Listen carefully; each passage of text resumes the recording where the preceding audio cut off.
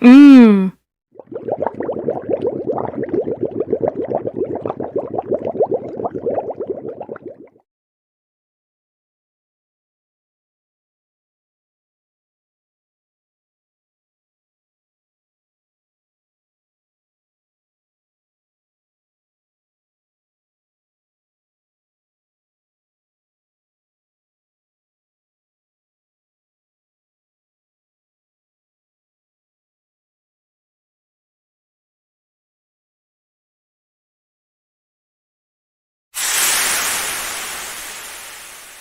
Hi, and welcome back to Hot Off the Press, the show about new releases and the authors that bring them to you. I'm your host, Jim Nettles. And so this week we've got a full house ready to stack up those to-be-read piles just in time for the holidays. So before we get started, let's see who all is bringing in those things to add to that to-be-read pile. So Sarah, you're up first. Great, thanks for having me. Hi, everyone. I'm Sarah Archer. I write a variety of things. I do fiction. I have a novel called The Plus One, which is published, which is kind of a rom-com sci-fi hybrid about a female robotics engineer who builds the perfect boyfriend. I write short stories. Those tend to be a little bit more literary, so I've been publishing those in some literary magazines over the past year. I dabble in poetry. I do screenwriting. I sold a script last year to a studio, which is also a rom-com. And I'm here tonight to talk about my most recent project, which is a novella called Death by Podcasting that I co-wrote with Landis, who's here too, so we'll hear from him as well. But this one is a comedic murder mystery about two podcast co-hosts who find out that one of their author guests, who's scheduled to be on their big year-end live event that's coming up in a week, has plans to murder them. So they have to figure out which author it is and why this person wants to kill them and how are they going to stop it in time. So we had a lot of fun writing that one. Yeah, Death by Podcasting. I think we all know that feeling at this point. Donna. Hi, I'm Donna MacMeans. I'm probably best known for my Victorian historicals romance published by Berkeley. However, every now and then I write contemporary paranormals, and that's the one that I wanted to talk to you about tonight. It's called Dancing with Gargoyles, and it's a story about a woman who goes, an American, who goes over to England to a castle to donate some artifacts that she inherited, and she's giving them back to the castle where they came from. And in the process, while she's there, she, through a set routine, she accidentally awakens one of the gargoyles at the castle. And the gargoyle seems to feel that it was summoned and told her that she has 5 days, or he has 5 days, to help her out of whatever situation she finds herself in. And she didn't know she summoned the gargoyle. At the end of 5 days, he dies. Tell you right now, he's dead. Well, he has been dead for centuries. So, and it's set between the 5 days between Christmas and New Year's. There is kind of a twist ending to it. You'd have to read it and see how that works out. That's me. So it does count as a holiday story. All right. A little different. Dennis. Hi, I'm Dennis Myers. I write science fiction in the far future. My books focus on a transition between one type of government, corporate run, and another type of government, hence the name, the Automated Empire. I spent 10 years in the Navy, a submarine force, which is probably why my hero ship looks a lot like a submarine, just saying. And in my spare time, I'm a grandpa. Rey? Hi, I'm Rey Nichols. I write a lot of speculative, mainly urban fantasy and sci-fi noir, and a little bit of paranormal investigative mystery. And I am here to talk about, I don't know if I can get up in the camera. This is the third book of my Vampire Hunter in Vegas series. And in this book, I take him out of the wilds of Sin City and put him into the South Carolina Lowcountry with a werewolf biker bar. Mel?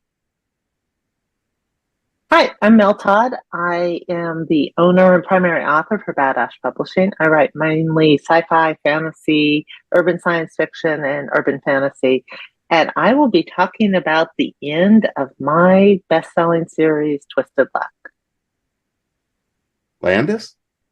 Yeah, thanks. I'm Landis Wade, and I write mysteries and thrillers. I'm kind of a recovering trial lawyer. I did trial work for 35 years and then dove into writing with the trilogy, a Christmas courtroom trilogy about lawyers who have to represent people who think they work for Santa Claus, kind of a cross between My Cousin Vinny and Miracle on 34th Street. I had fun doing that. Then I wrote a novel, Deadly Declarations, about 3 retirees that try to solve the mystery of the Mecklenburg Declaration of Independence. That is, they don't die trying. This past year, I put out 8 books with the help of my podcast co-host, Sarah being one of them, on writing. They're the Write Quotes series, where we took quotes from authors from our 500 podcast interviews and put them into a collection of 8 books where writers are talking about what it means to be a writer and how to get this thing done called writing. And then Death by Podcasting just came out, and Sarah's already told you about that. We'll talk about that in a little bit. Lynn? Hi, I'm Dr. Lynn Zubernis. I'm a clinical psychologist and a professor at Westchester University. And my research area is fan studies, or the psychology of fandom. So I've written a bunch of nonfiction books about pop culture shows that have very passionate fandoms, kind of taking a deep dive into them, talking to the actors who portray the characters, the people who write them, the fans who love them, and then sociologists and psychologists weighing in. And I'm here tonight to talk about my new book that came out today. It's Pub Day, Soups Ain't Always Heroes, which is inside the complex characters and twisted psychology of The Boys. So if you're a fan of the streaming series The Boys, then you might be interested in this one. Well, let's start talking a little bit. Landis, I'm going to have you and Sarah, y'all can figure out how you want to tackle this. Let's talk about the big world setup in the novella you guys have done together. And then maybe talk a little bit when we get to the end about the series of stuff you're putting together. But the new novella, let's find out a little bit about killing off podcasters. Yeah, let me know if they're going to do it quickly or slowly. We didn't have to jump far. We went from reality over into fiction pretty quickly because we've interviewed a lot of authors, and we were just thinking one day, well, what would happen if we were going to have a panel of authors and there were going to be 3 on the panel. One was a poet, one was a thriller writer, one was a romance author, and we got a tip 3 days before the big event that one of them was going to kill us. Could we figure it out? And can we have fun writing about it? Sarah, you want to maybe set up the world a little bit? Yeah. So, I mean, it's definitely drawn from our real experiences as writers and readers and podcasters. There's a lot of kind of inside jokes and references to writing and publishing and, how far people will go to sell their book and tropes about different types of writers and genres and stuff like that. Obviously, the murder is not real. That's not drawn from reality, thankfully. It is a little bit larger than life. And we had a lot of fun coming up with kind of funny character names, like the podcast co-hosts are Raspy Fused and Salty Remarks. The authors, you have this very vivacious romance writer named Della Molasses, a poet named William Z. Wisp, who's very sort of like off in his ivory tower, and then this kind of stern thriller writer named Edwin Nocturne. So we had a lot of fun coming up with the characters, and we set it in Charlotte, which is where we're based, in this kind of artsy community called Noda. So we had a lot of fun kind of doing the cozy mystery thing where it's there's some real danger and some suspense and some stakes, but it's also not like too blood, guts, and gory. It's fun. It's a good read. Yeah, it's a little bit of a thriller in the sense that they get this tip and they're talking about it and they're like, this can't be real. Nobody's going to kill us for asking questions, hard questions about writing styles and things like that. But then they find out that a year earlier, these same 3 authors were on a panel, and mysteriously the podcaster that was interviewing that day died. And so they get a tip about it. They start looking into it. They think, well, maybe we should take this more seriously. And then they come to find out that their podcast team, their web person, their sponsor, their audio producer, all have some kind of connections to these 3 authors that they're not telling the podcasters about. And then we throw in a therapist because every author needs therapy. And it turns out that these three suspects are all seeing the same therapist in New York, whose name is Dr. Speak to Me. So anyway, we just, we played around with the names a little bit. We had a lot of fun, and we just kind of co-wrote it, and it's novella length. So it's only around 30,000 words, but a lot of fun. And hopefully authors have a sense of humor, because we take shots at writers pretty hard, and also their motivation for why they want to kill these podcasters. There's a little bit of greed and jealousy and everything involved in it. So a lot of fun to do. So Donna, why don't you tell us a little bit about the world that we're going to be walking into with yours? Well, mine is set, for the most part, it's set in this castle. And the castle is called Cayman Castle. It's a fictitious castle. And it's one that a bunch of writers, I'm one of them, got together and created. And then we use them for our stories, and have an anthology that has all the stories in them. And this one, so it's got a lot of hidden passages and whatnot for the mystery writers. I added a lot of gargoyles to the story. That was just my, in the very first story I wrote on the castle, I put a lot of gargoyles in, with a little hint that one of them had special powers. And the idea was for all the women to drag men to all the gargoyles and kiss them in front of all these gargoyles to see which one had the special powers. And most of the time they never found them. However, by the time I got around to this story, I just wanted to do something different. So and I should explain, a gargoyle is really a plumbing device. You see them on the end of roofs to channel water. In New Orleans, you see them, channeling the water out from the rains. If you just see a gargoyle standing with no obvious purpose, that's a grotesque. So really, my gargoyle is a grotesque. And then I just wanted him to come alive. It's based on, I don't know if you're familiar with the Resident Alien. I think that's the name of it. Loved the show. And they had a scene where the alien's in a bar and he got drunk and he's dancing. I like that. So I have something similar in my book, and it's called Dancing with Gargoyles. Now you know where the title came from. But it's a fun read. Give it a Dennis? try. Oh, I'm sorry, Donna. So Dennis, how about you? What are we walking into in the world of the automated empire? Well, today I'm talking about the third book in the series, Broken Trust. Now, one thing that I've done throughout the series, in the first book, which is this one here, Final Assembly, in the first book, I had a tag scene that jumps out light years away to a planet, and it's a couple of alien boys talking. But in the second book, the tagline jumps closer out to Proxima Centauri, where something weird is discovered, and that's the end of the scene. Broken Trust picks up that thread and runs with it, because the weird thing they found out on near Proxima Centauri was an alien structure on this airless world that definitively proves that not only was mankind not the only technologically advanced civilization ever, but these people were visiting worlds that were uninhabitable 4,000 years ago.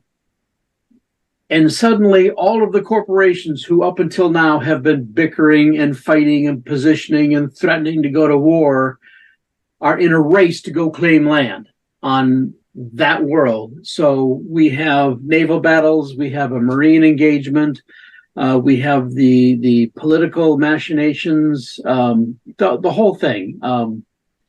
There's also, there's one of the hardest scenes that I've ever written had to do with one of the characters who's dealing with a severe trauma. This is the book where she has to deal with it. And it's a heartbreaker for me, because, I love my characters, and, I hurt her pretty bad. But, I've just been having a great time with this series, and I'm looking forward to early next year when book 4 comes out. Rey? Yeah, so like I said, today I'm here talking about book 3 of my Apollo Grant series, titled Grant No Quarter. And it is a continuation of, like I said, a vampire hunter in Vegas. And I wanted to try something different where instead of him like having these comforts of the glitz and the glamour and all like the weird stuff that happens in Vegas, for those of us who have been to Vegas, lots of random weird stuff happens at the drop of a hat. Now he's continuing the story by examining friendships and morals, and he's going to be tested in ways he hasn't been tested before. And a lot of that has to do with, well, he's not in the city. He's in South Carolina now. He has to deal with August humidity and the fact that he's wearing leather pants in this August humidity. And he's traveling with a vampire and a werewolf and this whole motley supernatural crew while trying to save his mentor and deal with his daddy issues. Mel? Lots of comedy and lots of comedy in there. One. So let's talk about the world of Twisted Luck since this is wrapping up the series. I was going to say, how am I supposed to do this and not talk for the next 50 minutes? So I've been writing Twisted Luck now for 3 years. It is an 8-book series. Each of the books has come in at over 100,000 words. The last one hit, I think, 127,000 by the time I was done. And it wraps up the series in the journey of Corey Monroe. I've had lots of people read it at this point, and while a few of them are not happy that I finished the series, most of them do understand that I kind of completed the character arc. She went from somebody who didn't need anybody, who could figure out how to do it by herself, to somebody who has a found family of people who are just incredible. And not all of them have 2 legs. Some of them have tails and 4 feet and or snake tails. And I had a lot of fun. Someone was talking about how they weren't too mean to their character. And I'm thinking, oh my God, I was so horrible to my poor character. I killed people on her. I made her suffer. I made her think all hope was lost. And then I really made her think all hope was lost. And then I made it worse. I can say that I've been one of these people who've always just kind of poo-pooed the project drop thing because people were like, oh, I get so sad when I finish a book. I'm like, I finished the book. I've got to format it. I've then got to get it to the editor, and then I've got to get it published, and then I've got to start the next one and stuff. Finishing a series that literally was at least 800,000, if not 900,000 words, close to 1 million, and then having it done, yeah, talk about project drop. Because all of these people who have been living in my mind for the last 3 years, all of the characters, Carillion, Corey, Joe, Sable, Tirsain, Celistra, all of them, I've now put them away on the shelf. And I'm kind of sad about this. I'm not used to not being able to call up my friends and talk to them. So it's been a thing. So for those of you who haven't read any of the Twisted Luck series, it's an urban fantasy. It is a world where magic seeped in the 1850s, and it's kind of had this ripple effect throughout reality. So some things that are different are super minor, like Hiroshima and Nagasaki weren't caused by us, the U.S., launching nuclear bombs, but by mages trying to field nuclear weapons. They found out this is a bad thing. It doesn't work. Nuclear fission and magic, no, don't mix. It doesn't work well. 2 massive things, like right after the Trail of Tears, by which the U.S. did to the First Nation people in America, they got magic and they went to the U.S. government and basically went, we're not doing this anymore. And they locked down all of the areas that they controlled to where there's literally a wall of magic that nobody has been able to get into for almost 200 years. Nobody knows if they're alive, if they're dead, what's going on. And so there's these entire hidden worlds within this. And then you have magical creatures. I could talk about my series forever. And then there's the fact that I have like 250 years worth of stories to tell. And I've just finished one person's story. I haven't finished the universe. So yeah, I'll shut up now because other people want to talk, and like I said, it's a almost 1,000,000-word series that I've closed out. I have lots of thoughts about it. So Lynn, what came to you for the idea for Soups Ain't Always Heroes? Really, the idea came because this is always, when I write a book, it's always because I have fallen in love with some fictional world. It could be a fictional world in a book series. It could be a fictional world of a television series. It could be a film. But when I really fall in love with a fictional world, maybe it's because I'm a psychologist, I like to tear it apart and figure out what makes it tick and go deep into all the characters. And that's kind of what my pop culture books are known for. Before this one, which is on The Boys, I had a number of books on my other favorite television show, Supernatural, the last two of which I wrote with chapters with all of the major actors. So their viewpoint on the show, along with fans' viewpoint of the show, along with my own viewpoint and other psychologists' viewpoint of the show. So I wanted to do the same thing with Soups Ain't Always Heroes. I wanted to really make it a deep dive into the show because I don't know if everyone has seen the show, but if you haven't, it is really amazing. It's fascinating, it's twisted, it's deep, and it is a remarkable mirror sometimes on reality, sometimes in a really striking way, which I find really validating. It's like you can watch this show and say, oh, okay, somebody else sees the insane things that are going on in the real world right now. And I also wanted to have different perspectives in it. I always try to do that with my books. So in this particular book, I always write some chapters myself. I had a co-editor for this one, another psychologist, my colleague Matt Snyder, and he wrote some chapters on toxic masculinity, which is a big theme that the show tackles. I also wanted sociologists to write about some of the social issues that the show tackles, but then I didn't want it to be super academic and not accessible to people who just love the show and want to do a deep dive. So there's a bunch of character studies for all of the main characters written by all kinds of people, media experts and journalists and fans of the show. And then I also invited some of the actors. So Jensen Ackles, who played Soldier Boy, has an exclusive interview chapter. Derek Robertson, who's the co-creator of the comics that the show is based on, has a chapter. Aya Cash, who played Stormfront, Nate Mitchell, who played Black Noir.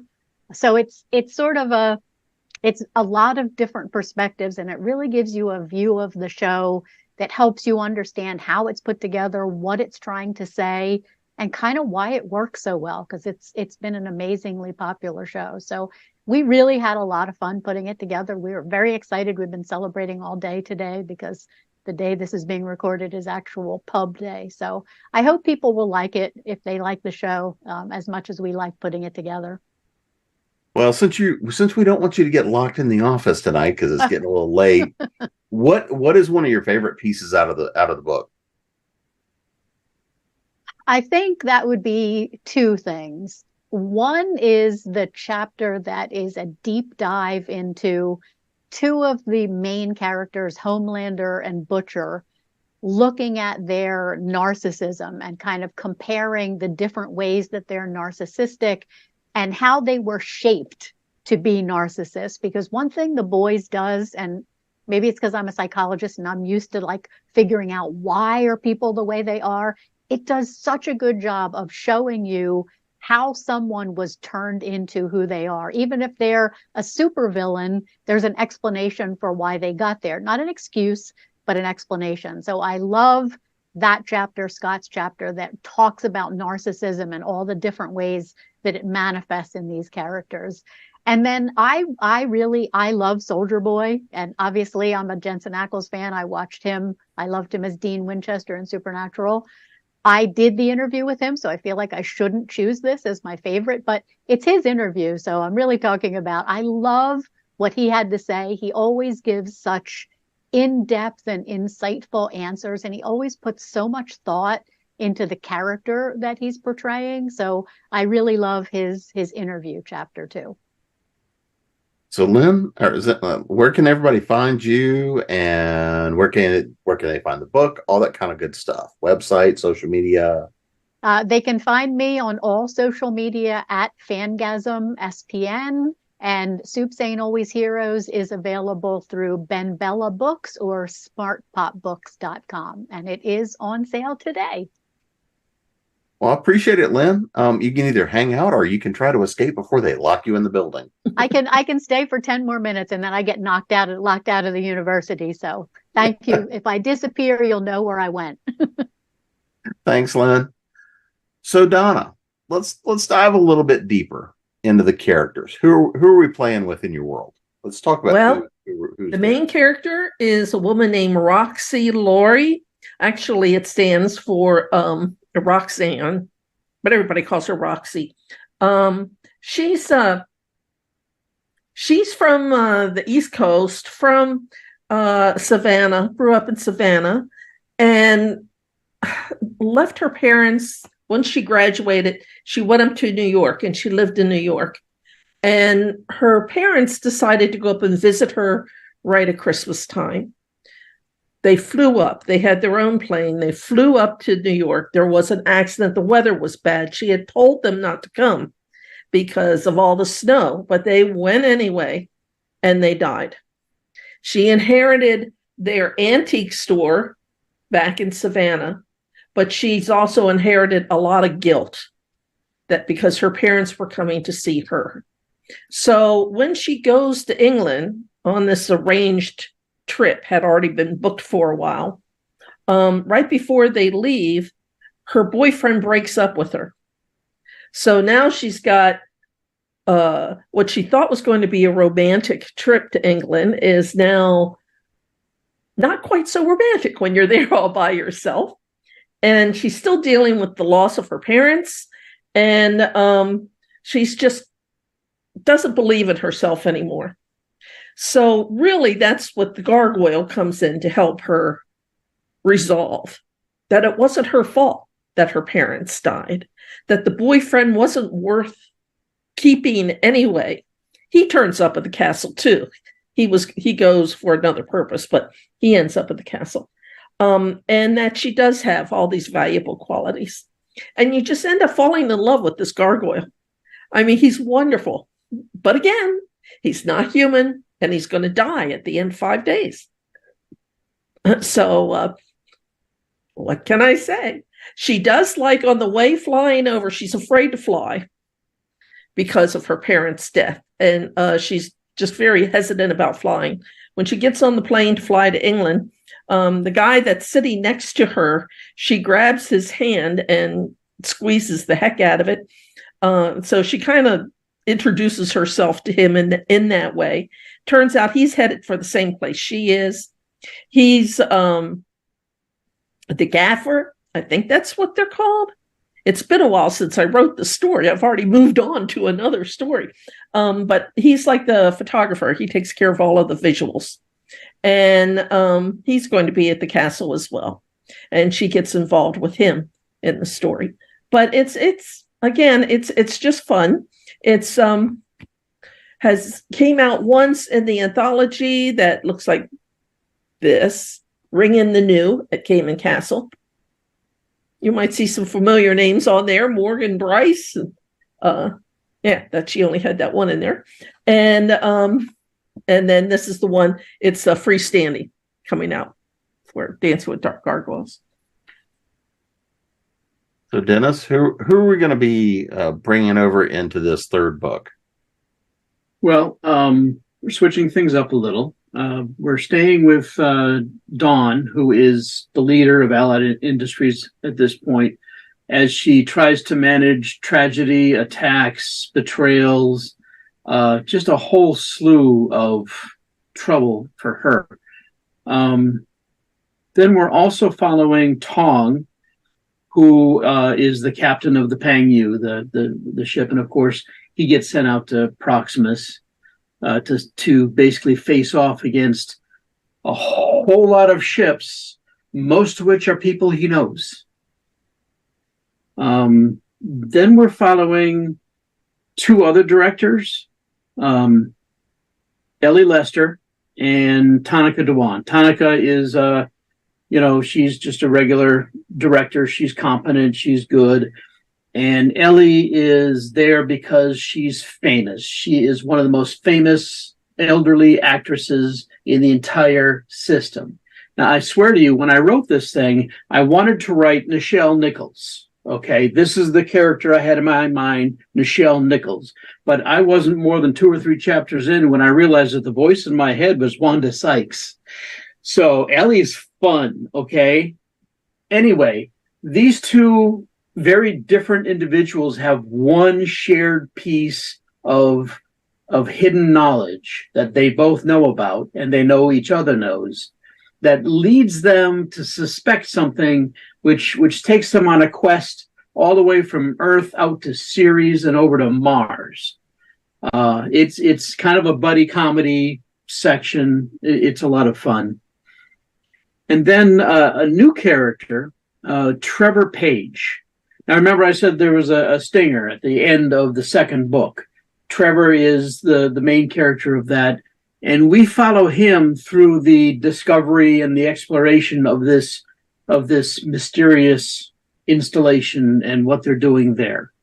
We also get to see his perspective when the Marines land, but not our Marines there. So, those are who we're following. Ray, who are we hanging out with in this one? Okay, so we're still hanging out with our title character Apollo, who is a vampire monster hunter who was residing in Vegas, still resides in Vegas, but of course he has to leave the city to go basically chase down his mentor, who he has a very strained relationship with. A lot of that having to deal also with his pre-existing daddy issues from the first 2 books.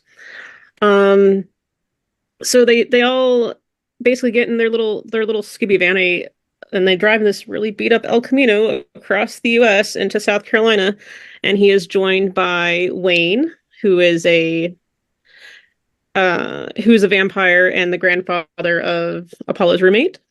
Tal, who is a bartender and weighs maybe 90 pounds soaking wet, but she's also the alpha of the werewolf pack that we meet in the 3rd book. So we're gonna even though it continues with Apollo, we're starting to get our side characters a little bit more screen time, because the parts that they have to play are going to influence how this book leads into the next one that I'm starting to write. They're gonna go from this road trip to a really crappy hotel to a bar that's seen better days, in a really smelly farm, and then it's all going to come to a head in a final battle with a gay wedding on a pirate ship. Because why not? Well, Mel, so let's find out a little bit about how am I supposed to top a gay wedding on a pirate ship? When your editor tells you put a pirate ship in the book, you do it. And I said, okay. I don't really think about this. I mean, I've got talking cats, meat-eating unicorns, gorgons, dragons, and then, of course, Corey in the middle of it. But I don't have pirate ships. I think, obviously, I have failed in my job as an author. You can, in the next one. In the historical fiction. In the historical fiction. Great. Now I'm going to write steampunk Victorian instead of urban fantasy Victorian. For the most part, this is a wrapping up of everything, but I did leave a lot of, not necessarily plot lines dangling, but stories dangling, because Corey has been through the worst. She has given everything she has to give, and at the end, she gives even more. And at that point, you actually find out just how good of friends your enemies can be, or at least your frenemies. You ever have that person where you don't hate them, but it seems like every time you talk to them, they're doing things that just annoy the daylights out of you? Yeah, that's at least half the people she knows. And those are the people who, even though they complain the entire time, they're the ones who actually stop everything from ending. Oh, I don't want to give spoilers because this has been a series that people have been following. Well, one of my readers commented that if you look at my covers, the first cover starts with her hair about here. And this is important because in this world, you use genetic material to do magic. And hair is obviously one of the easiest things to do genetic, offerings with. Well, it goes here and then it goes long and then it gets longer. She goes down the books. And the last two books, it's been creeping up. And her last one, she's completely bald because she has literally given everything. And it's a pretty good idea of just how bad it gets to the point that she doesn't have, if she gives any more, she dies. And that's literally the choice she's faced with. And it's the choice she makes because, wouldn't you give anything to save the ones you love? Your life becomes an awfully cheap price really quickly. It's not a gay wedding, not a pirate ship, but So, Sarah, I'm going to start with you this time.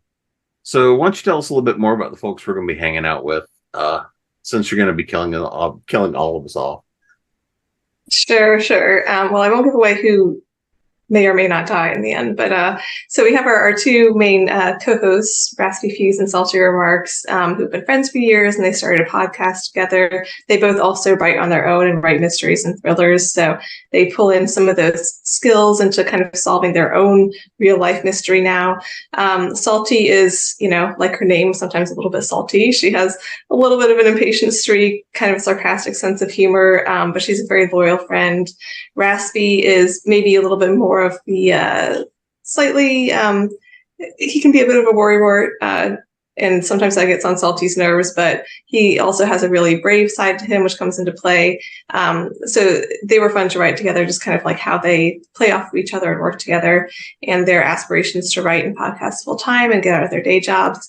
And then, as I mentioned, we have the three authors who are Della Molasses, who is this romance writer who has a lot of very bad alliteration in her titles and in her book descriptions, just kind of totally over the top, saccharine romance with a definite spicy streak, both in her books and in her personality.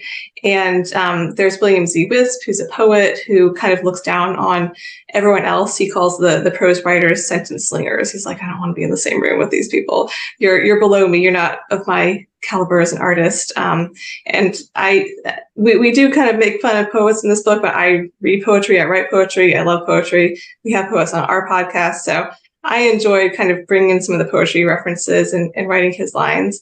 And Edwin Nocturne is a thriller writer, and some of his plot lines that we see in his books are eerily similar to some of what's going on right now with the case that our podcasters are facing, and with this other podcaster who mysteriously died after interviewing these three authors.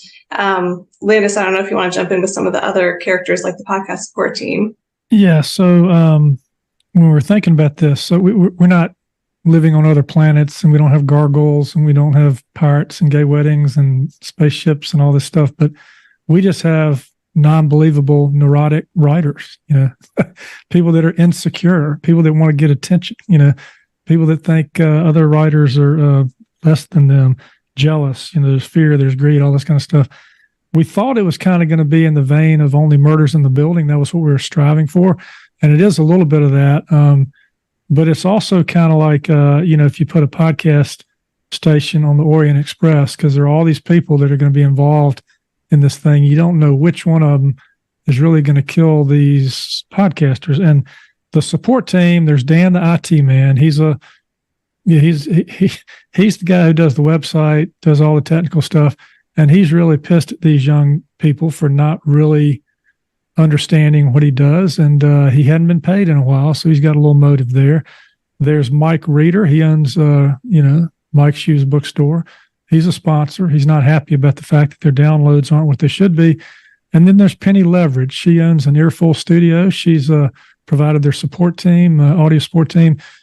they're behind on their payments to her too, and she's going to sick her ex-husband Rocky Fest on them, who's just out of prison for attempted murder, if they don't pay up, by the time they have this event. So, we thought it'd be fun to have this sort of climactic event at the Old Carolina Theater in Uptown Charlotte on a big stage, where bullets fly and poisons in the air, and there's daggers going everywhere, and there's smoke in the room, and you don't know who's who, and we have a climactic scene in a bookstore. So it's just, we're kind of poking fun at ourselves and the literary community, podcasters, and we definitely don't take ourselves seriously. And though the characters may try to, in the end, they have a good laugh too. So, always I'm thinking this would be the perfect murder mystery game at any author convention. we could have a lot of fun with this and just change all the character names to the various authors and figure out who actually killed them. Yeah. Next writers for free. Yeah, for sure. So Dennis, I'm gonna hit you up with this one because, well, I can. Now normally I like to hit those questions of what'd you learn, right? What'd you learn now that you're getting into the third book? What kind of rabbit holes did you trip over? What have you figured out about what you've been screwing up? What'd you learn out of the experience for this? Okay. Well, going from the levity that we've just had, I'd love to talk about my character Dirk Stabbins, but I like it. What I learned had more to do with dealing with trauma. I mentioned one of my characters is going through a traumatic experience, and these books have happened in a short succession of time. She hasn't dealt with it yet, and during the course of events, she goes from being the protected person of the security team, who are our Marines, to having to become a member of the team because she loses everything. And that feeling of loss, the isolation of the trip out to Proximus, everything just drives home to where she finally has to deal with it. And I had to do a lot of research and talk to people who've gone through trauma about what that's like. And the hints about what she's going through are seeded back all the way from the first book. So if you've been following along in the first book, there are at least two very distinct hints that she's not okay. So, yeah, that's the thing that I had to learn the most. I think the thing that I wish I'd learned is how to mention Ted Becker, the other point of view character that I keep on forgetting to mention when you ask me about my characters. Just saying. Ted Becker just sounds like the perfect nighttime talk show host. Or daytime, drive host or something. Ray, how about you? What'd you learn this time? What rabbit hole did you trip down? So on this one, because I was challenged to put my final fight on a pirate ship, I spent a very unhealthy time looking at the anatomy of boats. I know more about boats than I ever want to know about boats now.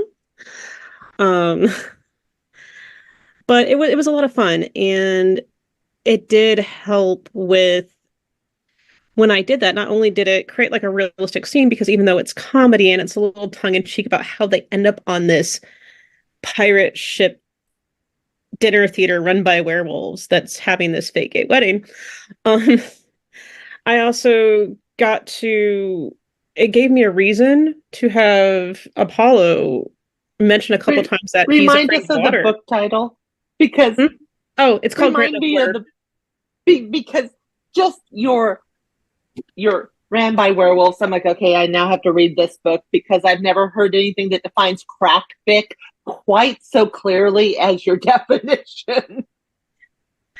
So yeah, I wrote these books completely out of spite. That's how this came about. But yeah, I did go down the rabbit hole about boats. I know a lot about boats, more than I did before. And now my main character has a fear of water and drowning, even though he's on this boat and fighting werewolves and a crazy witch. And there are goats involved, by the way. So just go with it. Because I had to make it outlandish somehow to match the energy from the first two books. And also kind of like going with what Dennis was saying too about like there's a very short period of time in these books. When you get to book 3, only like 2 weeks has passed since like the end of book 1. So he's still he's dealing with all this stuff. He's dealing with the death of his best friend. Coming to terms with the fact that he gets paid to hunt vampires and monsters and stuff, the ones that cause a lot of trouble, yet here he is with a motley crew of a vampire and werewolf fighting the fight to keep the supernatural balance in line. So this really needs to be a Netflix series. But it only get 2 seasons. It'll get 6 episodes. Yeah, but 6 really good episodes. So Mel, what'd you learn wrapping up a series? That I should write trilogies, not 8-book series. I'm honestly, I've talked to so many young authors, and I'm like, write trilogies, write sets of trilogies. You're fine with that. If you want to continue their stories into the next set, that's fine. Write them as trilogies. Pay attention to what Mercedes Lackey did, and not me, because trying to keep track of what has gone on through a million words. Yeah, we won't talk about the errors that I've made in continuity or how things change that you absolutely swear their eyes were green. Their eyes were never green. Ever. Never worked. Honestly, I've learned that I can do it. That in and of itself, I mean, I've written a lot up to now anyhow, but it's kind of odd to sit back and go, oh my gosh, I have finished a series that people love that has that many words in it.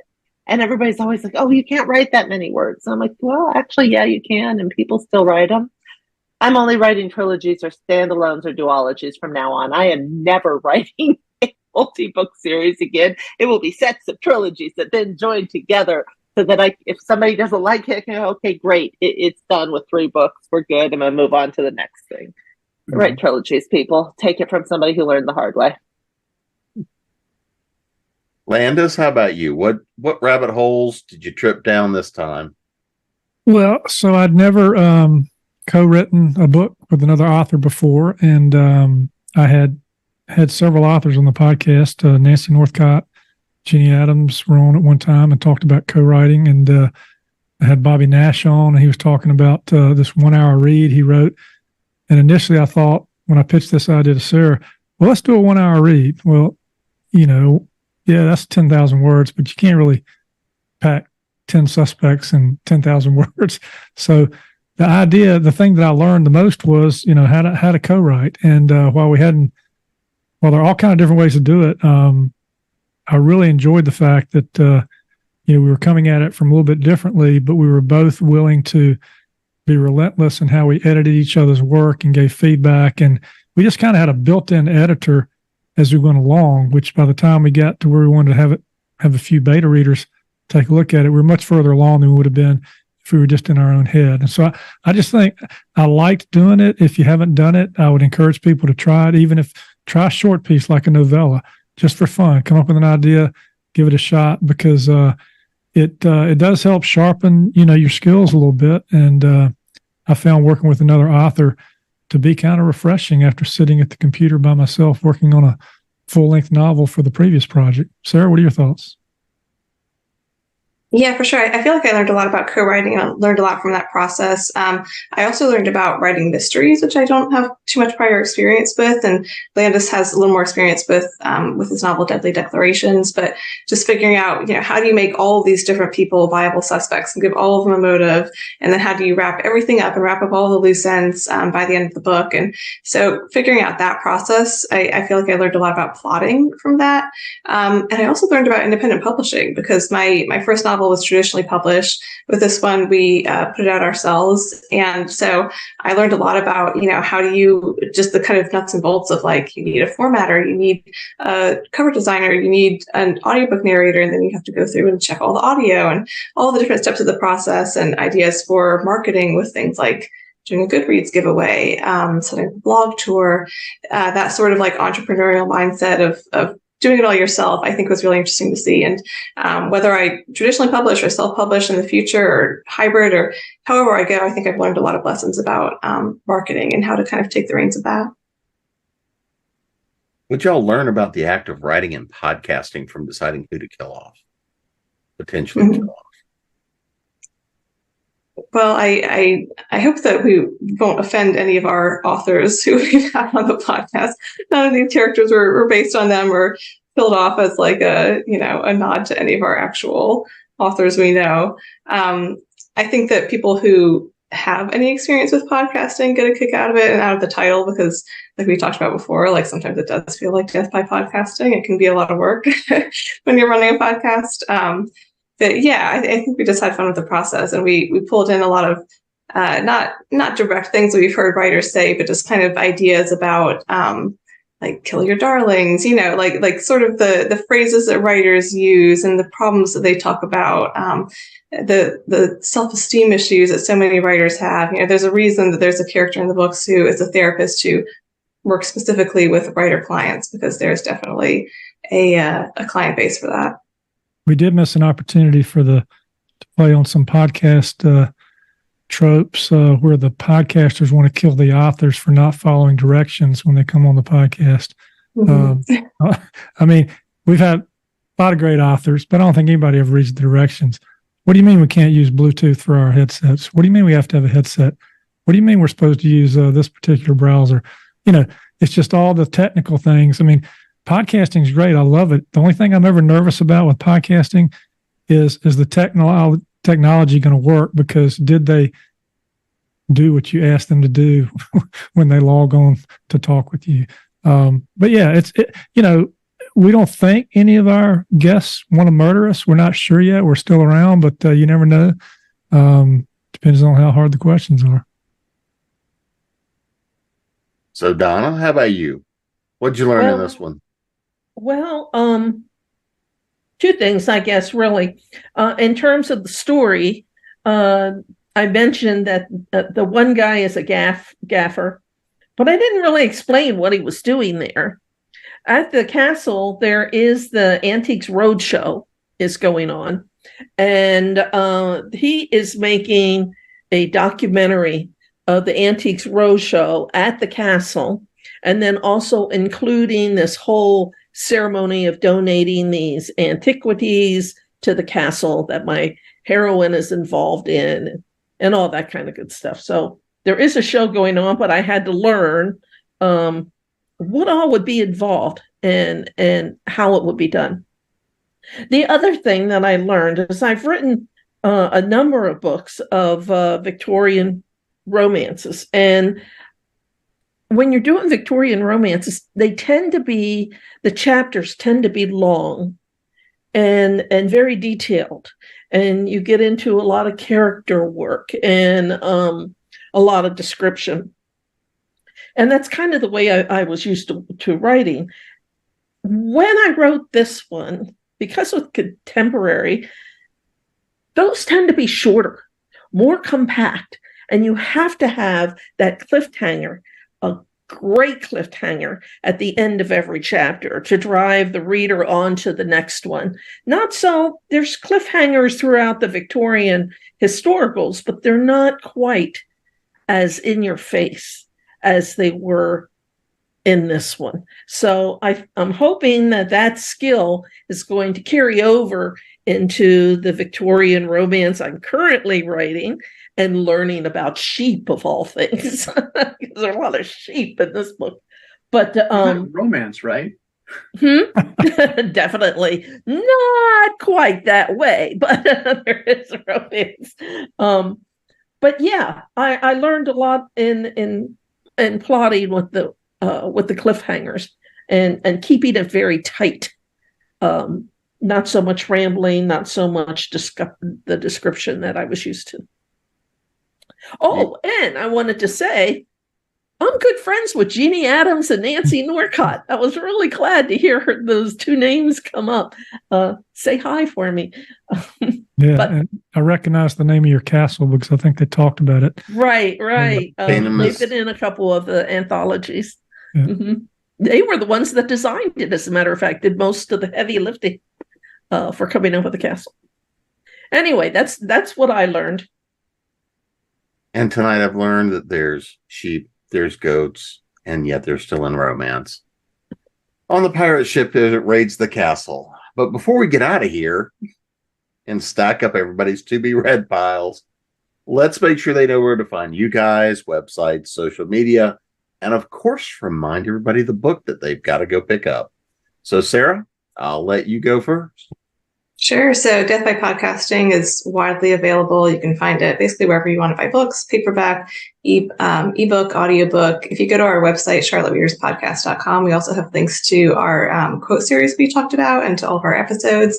My website is saraharcherwrites.com. You can contact me through there or find links to my social media. I'm at, I think, Sarah Archer Writes on Instagram and Archer Sarah P on Facebook. So yeah, I love to talk to readers and writers. And Donna? I just add that I have a very original website. It's called landiswade.com. And I won't say anything more. Donna? I have my website is DonnaMacMeans.com. And let me spell that last name because it's a little different. It's MacMeans. I tell people, think of a Big Mac, then a mean person, and make it plural. And that's how you come up with my last name. It is my real name, by the way. No pseudonyms here. And you can find me on Facebook. I don't do any of the others. Social media is a time. It is a way to lose time. Let me put it that way. So I don't have all the other social medias on there. But you can find me at DonnaMacMeans.com. Send me an email. I'll answer. The book, by the way, Dancing with Gargoyles, should be out within the week. It's not out right now, but it should be out within a week.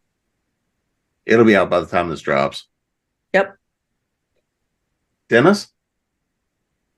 You can find me through Chris Kennedy Publishing. AutomatedEmpire.com is my main website for the Rise of the Automated Empire. The books are available on Amazon. And coming in the new year, you can find me at DennisMyers.com. That's MYERS, the correct way to spell it. Ray? You can find my books at especially for the series through mochamemoirspress.com. I also have another series through Gold Dust Publishing. That's the paranormal investigative stuff. Yes, but as a reminder, the book is titled Grant No Quarter. It is the third book of the Apollo Grant series, the first book, which is currently on sale for 99 cents on Amazon. Please go buy it. And you can also find my books on Amazon. You can also find information about the things that I'm writing for this series and things that I'm also playing around with and working on my website, raynichols.com. And on social medias, I can be found on Facebook and Instagram under Rey Nichols Writer. Mel? Give me a second. I'm buying Apollo Grant for 99 cents. Okay. That's almost as Look, awesome as the book that I sold to a dude in Australia because we were talking about Baldur's Gate. So I'll take that win. Look, if I don't do it right the second that it crosses my mind, it will disappear into the ether with everything else. I make no apologies. There are a lot of puns. So be warned.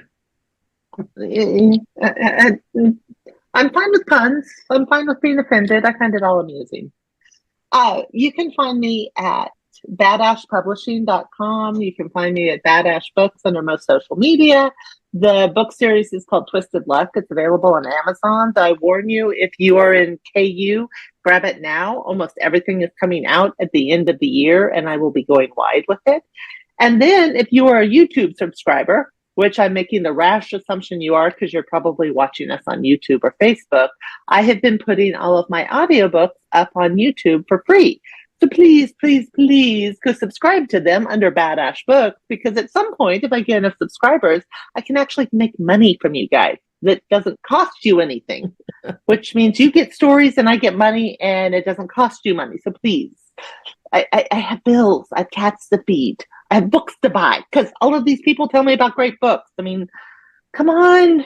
I need more books in my life because my TBR pile is nowhere near big enough yet. Mel Todd, Badash Books. Landis. Look, Chris sends me money every month. I'm supposed to spend the money on me, not give it back to him. Yeah, Sarah already covered everything about Death by Podcasting and where you can find it. CharlotteReadersPodcast.com. If you're a reader and you want to hear us talk to authors about their writing and what they've written, check that out. We've got a lot of episodes up, and we've got a community blog. If you're a writer, you want to submit to it, 750 words or less, we'll put it up there. And we also offer authors a chance to do elevator pitches. So anybody on here, there's a link, contact page, go leave your 30-second elevator pitch. It'll end up in an episode at some point. LandisWade.com. I am on social media, but I don't know who said it, but it just look me up on LandisWade.com. Yeah, I'm out there. But, I mean, Sarah and Hannah my co-hosts make sure I'm out there on social media. I'm not sure how they do it, but we do. Yeah. And I've been your host tonight, trying to keep this under control and failing miserably. But you can find me at jamespnettles.com, authoressentialsworkshops.com, speculativefictionacademy.com, creatingprose.com, and of course here at ConTinual. Go stack up those to be read piles for the holidays, and books make wonderful gifts.